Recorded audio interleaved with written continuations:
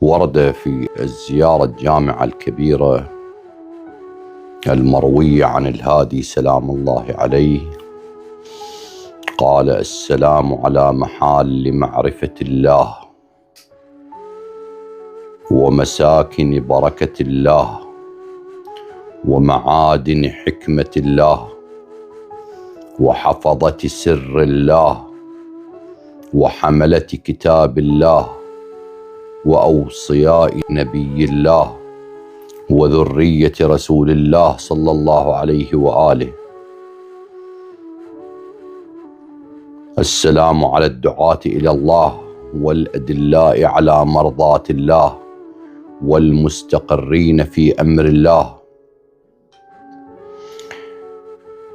والتامين في محبة الله والمخلصين في توحيد الله والمظهرين لأمر الله ونهيه وعباده المكرمين الذين لا يسبقونه بالقول وهم بأمره يعملون ورحمة الله وبركاته.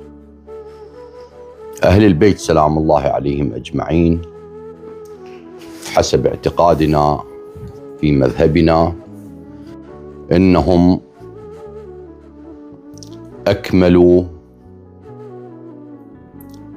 من في الأرض، بل أكمل الخلق على الإطلاق. وهذا الاعتقاد يمكن أن نقيم عليه مجموعة من القرائن والشواهد. القرينة الأولى: ورد عنهم سلام الله عليهم أجمعين أنه أول ما خلق الله خلق نورا واحدا ثم قسمه إلى قسمين، فقال للأول كن محمدا وللثاني كن عليا، وبعد ذلك تسلسل الوجود، فهما سلام الله عليهما الصادر الأول، أي أول ما خلق الله سبحانه وتعالى. الشاهد الثاني ما ورد عن الرسول صلى الله عليه وآله أنه قال لأبي ذر رضوان الله عليه، قال: يا أبا ذر، أول ما خلق الله خلق نور نبيكم ومنه شق كل خير.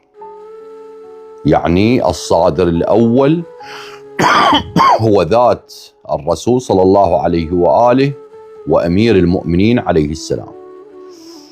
ومن هنا ذهب السيد الشهيد الصدر قدس سره الشريف في منة المنان في الدفاع عن القرآن في بحث البسملة في الجزء الأول، تحدث عن عظمة أمير المؤمنين سلام الله عليه، وقال: هو ومحمد صلى الله عليه وآله أي هما فوق إحساس الملائكة الكروبيين واحد وليس اثنان.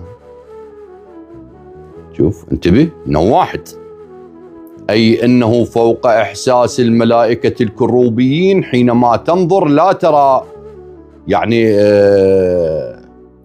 محمد وترى علي، وإنما ترى نورا واحدا وهو الصادر الأول. هكذا قال السيد الشهيد قدس الله نفسه. وعليه في القرآن الكريم أيضا شاهد في آية المباهلة، قال: أنفسنا وأنفسكم، أنفسنا وأنفسكم. وأيضا ورد عن رسول الله صلى الله عليه وآله وسلم عن أمير المؤمنين سلام الله عليه، قال: هو مني أو كنفسي. وورد في بعض الأدعية والزيارات عن أمير المؤمنين عليه السلام، قال: يا علي، أنا وأنت من شجرة واحدة وخلق سائر الخلق من أشجار شتى أو من شجر شتى. يعني الشجرة التي أنتجت محمدا صلى الله عليه وآله هي عينها وذاتها التي أنتجت عليا سلام الله عليه. وهي شنو يا شجرة هاي؟ نور العظمة. أول ما خلق الله من نور عظمته خلق نورا واحد ثم قسمه إلى قسمين، فقال الأول كن محمدا والثاني كن